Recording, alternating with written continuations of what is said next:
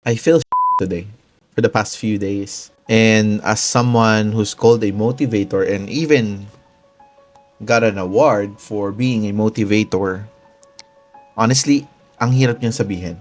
People expect me to be always positive, always motivated. Diba? Motivator, meaning dapat laging motivated. But the truth is, minsan, syempre ako rin, nangangailangan ako ng motivation. Minsan ako din yung nanghihina.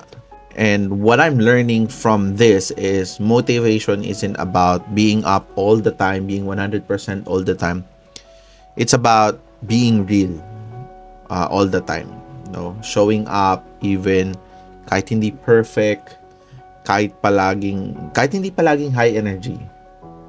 So, if you feel today, or if you've been feeling lately, you're not alone. It doesn't make you less inspiring. It just makes you human. So you don't have to be 100% every day. You just have to be real. Ikaw ba as a motivator, do you feel this way too? O baka ako lang yun nakakaramdam neto? So save this for the days na, alam mo yun, you need the reminder. Peace.